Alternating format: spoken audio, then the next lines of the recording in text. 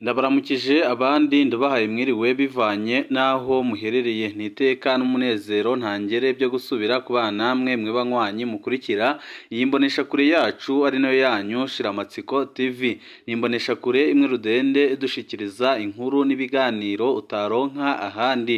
Uyu ni umwanya w'amakuru agezwe ko ari kuvugwa ngaha mu gihugu cy'u Burundi, aho ino mbonesha kure yacu ari nayo yanyu Shiramatsiko TV ibategurira amakuru ahambaye cyane abari kuvugwa mu bisata bitandukanye, aho twibanda cyane ku makuru abari kuvugwa ku gateka kazina muntu, abari kuvugwa mu butungane, abari kuvugwa mu cibano, abari kuvugwa ku mbuga ngurukana bumenyi, abari kuvugwa muri politike ndetse nandi yose mutamenye mwaranyegejwe turatohoza amaze tukabashikiriza idonido. Agatorwa asa n'abamuyoboka bariko barazira iki muri no minsi? Perezida Evariste Ndayishimiye iperereza ryamuburiye ko mu mwaka wa 2027 nihagira agatorwa asa agikomeye byanze bikunze atazamutsinda mu matora. Akaba ariyo mpamvu Perezida Evariste Ndayishimiye yatanze amahera menshi cyane ku bashaka guhungabanya umutekano banywanyi ba seneri ndetse harimo n'umushinga amateka agatorwa asa. Hakaba ari ibikorwa bikomeye cyane kandi biteye ubwoba biriko birategurirwa abanywanyi ba seneri ndetse n'umushinga amateka agatorwa asa, kandi n'uzahirahira wese akamwakira mu mugambwe wiwe azahura n'ingorane zikomeye cyane. Ni byinshi tugiye kubashikiriza birebana n'ubugome ndetse n'ikibi kiriko kirakorerwa abanywanyi bayoboka umushinga amateka agatorwa asa ndetse n'agatorwa asubwe n'ibiriko biramutegurirwa byose, ariko itegeko rikaba ryaravuye kwa Perezida Evariste Ndayishimiye watsinzwe mu matora ya 2020 akiba amajwi, none akababona neza ko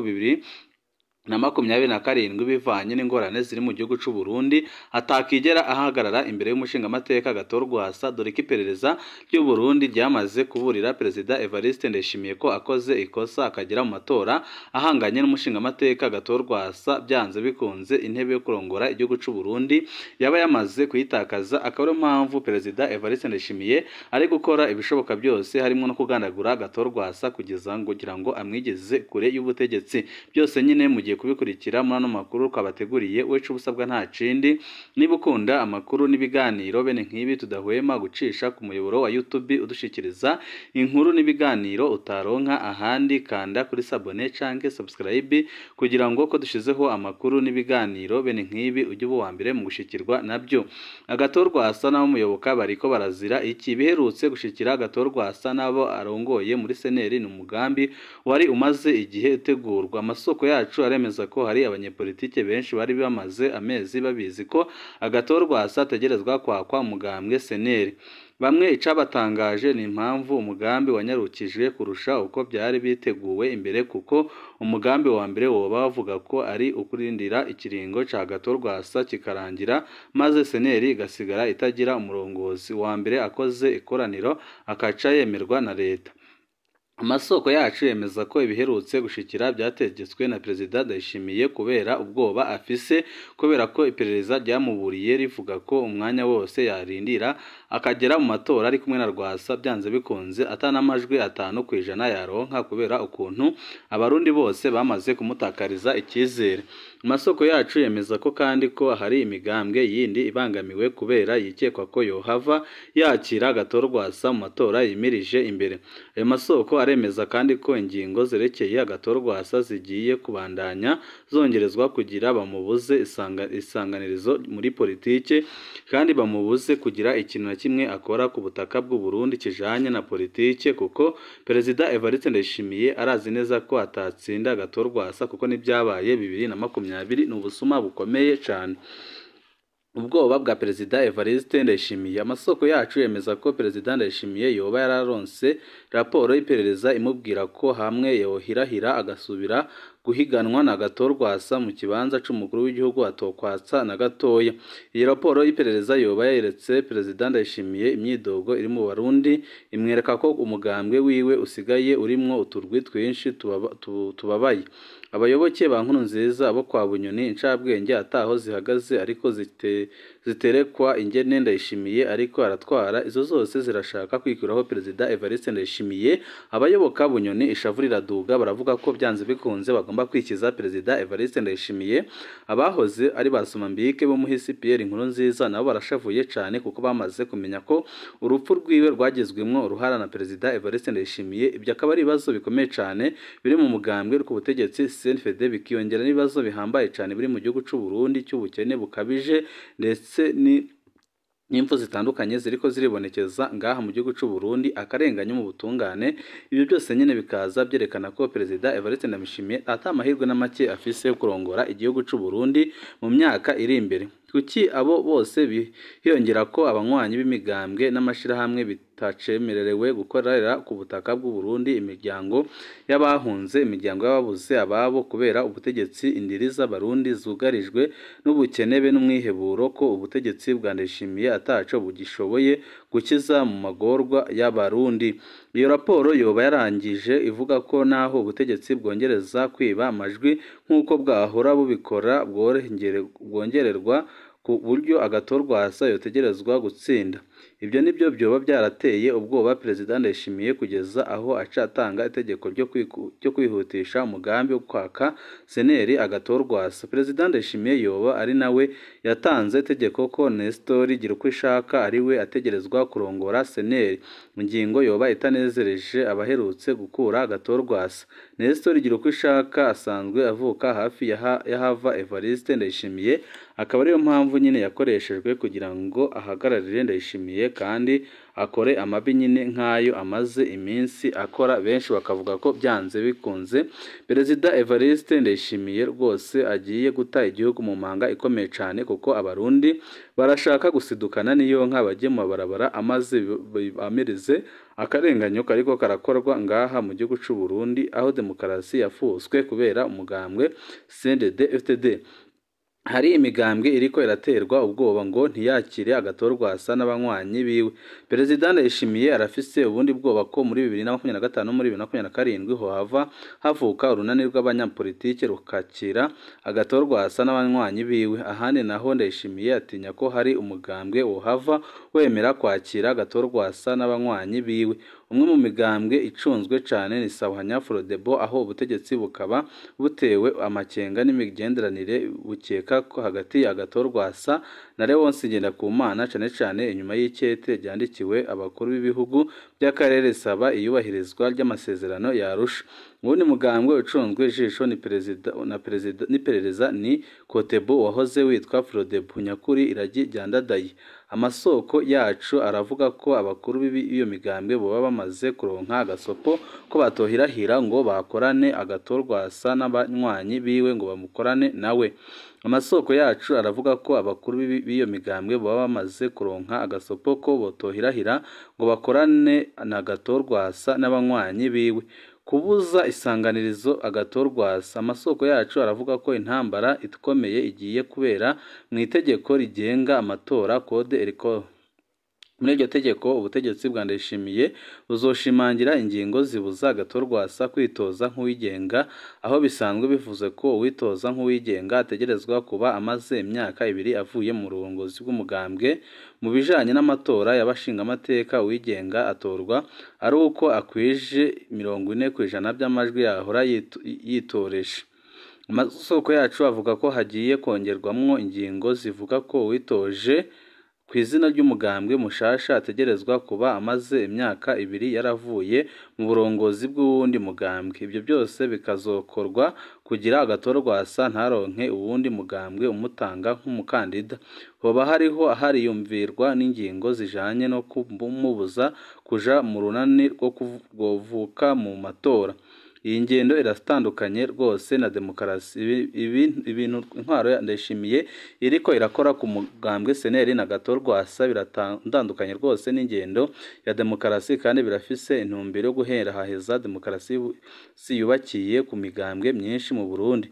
Abakurikirana ibiba mu Burundi, abanyepolitiki n'abafasha Burundi ntibakwiye guhora hari abarundi bashobora kwibaza ko birataberekeye, ariko inyuma ya seneri hazokurikira ikintu cyose gisigaye mu Burundi kitavuga ibyo Ndayishimiye ashaka. Parisemu, ikinyamakuru Iwacu n'utundi dusigarira twa demokarasi y'u Burundi. Ico CNFD yihenda ko muri iyi ngendo igayitse nuko ibyo iriko irakora bizoruhira gufatanya urunani rukomeye rw'abarundi bose bababaye. Bigoye kumenya umwanya bizofata, ariko impera n'imperuka iyo ngendo mbi izosenyura abibaza ko ryogora duhure izosubira kwiganza mu Burundi.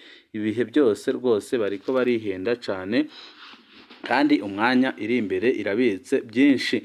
Hari abanywanyi bacu bagize icyo bavuga, natwe tugira ngo tubibabwire kugira ngo mumenye uko ibintu byifashe ngaha mu gihugu cy'u Burundi, aho abarundi batari bake batuntuye kubera ikibi Perezida Evariste Ndayishimiye ariko arabakorera. Uwo mujama afise abanywanyi benshi, nasanze abarundi benshi arabiwe gusa bajamwo ku bwenge kuko baratinya kabisa. Uyu nyine yavugaga ko Rwasa afise abanywanyi benshi cyane, ariko akemeza ko bajyayo ku rwenge rukomeye cyane, aho avuga ko n'abari muri CNDD-FDD bayoboka Rwasa, ariko mu gukiza agatwe kabo bakajya inyuma y'umugambwe w'inkona. Undi nawe yagize ati ahubwo n'ubwenge bike bwa Ndayishimiye igihugu kimunaniye agitambiremwo kabe akajagari acigobetereze atagishoboye, ahubwo ho yoshimiye Mutama Rwasa akakimukurako, kuko ntitwumvikana ukuntu Perezida Evariste Ndayishimiye ariko arakora amafuti nk'aya ngo yishimire kugumya yica igihugu, ahubwo yagakwiye gusaba Rwasa akamufasha kurongora igihugu cy'u Burundi, kuko Rwasa niwe wenyine ushobora kugishira ku murongo. Undi nawe yavuze ati umukama aracari ku ngoma, pasi ahari ubusahoja kimwe, abantu bagatangara. Benshi nyine baremeza ko Rwasa afise imbaraga, kandi ko byanze bikunze azatsinda urugamba arimwo. Undi nawe yagize ati ntuzobeho ufitiye inzigo mugenzi wawe, nkuko nawe utaza amasaha usigaje ku isi Imana yakugeneye ko uzava ku isi. Undi nawe ati urabesha Ndayishimiye, amaherezo y'inzira ni ku mpera, uko bizogenda kose ukuri kuzoja ahabona, za ntare z'iwacu zizoca zitontoma n'ubusage zikomere induru. Ibyo bisuma ishamba ni irya rindi. Rwasa arazi iyo yavuye kugira ashike mu gihugu, so mwitegure kubona igihugu kibohoka bitari kera. Tuzikukira yapfuye Rwagasore, ariko Rwagasore baracahari. Rwagasore yarapfuye, ariko Rwagasore baracyahari. Perezida Evariste Ndayishimiye abarundi batari bake baramuha gasopo. Undi nawe yagize ati ndumviriza nkibandaniriza Mutama, reka tubitege amaso, Imana yonyine izaturinda gusubira kwitwa impunzi. Bamwe baravuga ko Perezida Evariste Ndayishimiye agiye gusubiza igihugu mu manga, abarundi benshi bagahinduka impunzi. Undi nawe aho ubona umwansi wiwe ari umwegereye, ntabwo ari Rwasa. Ndayishimiye abansi afise ni benshi. Undi nawe yagize ati Mutama Rwasa nirambire, ejo ni heza, abadede bazumirwa nitumara kubasunura tukabakura ku butegetsi. Undi nawe yagize ati Rwasa si umwana aha, ariko arategura uwundi mukenyuro. Mu badede bose ntawumurusha politike. Abadede bose ntawurusha Rwasa politike, niyo mpamvu abarundi bamwizeye. Undi nawe yagize ati ibyo bikoma ntazi imitima y'abarundi, rero vuba kubakomanya bizogorana n'ibigumura. Benshi nyine baravuga ko ibintu biriko biraba biteye ubwoba, kandi ko Perezida Evariste Ndayishimiye ari gukora komide mu gihugu cy'u Burundi, ko adakwiye kuyobora igihugu by'ukuri.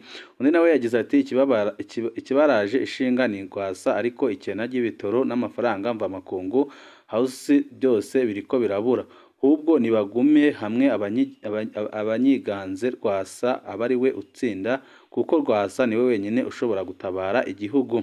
Undi nawe yagize ati kubuza Rwasa kwitoza mu matora y'umukuru w'igihugu nico kimwe no kwaza umuriro mu gihugu cacu c'u Burundi cose, ibara rizahita rigwa. Undi nawe yagize ati n'ubu ndarivuga mbe ntanganyika ukuntu yisubije aho yahoze, ndetse akaba ari gukora ibikorwa bigayitse nk'ubu. Undi nyine nawe aravuga ko Perezida Evariste Ndayishimiye agiye gusubira aho yahoze kubera ibikorwa bibi ariko arakora. gukorera abarundi. Undi nawe yagize ati Uburundi bufise abenegihugu baba imiliyoni 13 barimwo incabwenge mu bya politike, ubutunzi, ubuhinga, ubumenyi, amategeko ndetse n'imibano. Igihe izo ncabwenge zizoja hamwe zidashize imbere inyungu zabo canke z'akarwi, igihugu kizovayo. Tuzoheza utubone Uburundi bwa Gasore yifuzaga, kubera ko biraboneka neza ko abarundi b'incabwenge atacu bariko barafasha abarundi bato bato. Undi nawe yagize ati Uburundi bufise abenegihugu baba imiliyoni 10 ariko ntaco bariko barakora kugira ngo batabare igihugu, ahubwo bose Perezida Evariste Ndayishimiye abapfukamye ku gakano. Undi nawe yagize ati Uwihoreye ahonga bike, umwanya wonyine niwo uzivugira. Uretse kwipapagiza CFD nukuri igihugu carayinaniye kukibogora, nibemere bashire aho intahe ishize, bemere abarundi bitorere ababatwara, kuko biraboneka neza ko igihugu cabananiye kugitwara, kandi biraboneka neza ko igihugu camaze kubata kuw'amazi. Nibahebe bashake ikindi kintu bagiye gukora, uretse ko bose bazapfungwa kubera amabi atandukanye bagiye bakorera abana b'u Burundi. Byose nyine bikaba bishikirizwa n'abarundi batari bake, babona ko ibintu uko bigeze aho bigeze habi cyane, kandi bakabona ko igihe gisigaye atacindi ari ugusezerera intwaro ya Ryogora duhure ya Perezida Evariste Ndayishimiye, intwaro imaze igihe kinini ipfukamye mu nda abarundi, intwaro imaze guta igihugu cy'u Burundi mu manga ikomeye cyane. Leta y'u Burundi niyo izobazwa ibyoshikira agatorwasa Magero userukira umugambwe seneri mu bihugu bya Buraya. Urongoye umugambwe seneri ku mugabane wa Buraya Magera amenyesha ko umutekano wa Rwasa gato utifashe neza, ko hoba hariho umugambi wo kumugandagura, akagabisha abategetsi b'u Burundi ko hamwe bose sesa amaraso ya Rwasa gato azobahumira n'inzego barongoye.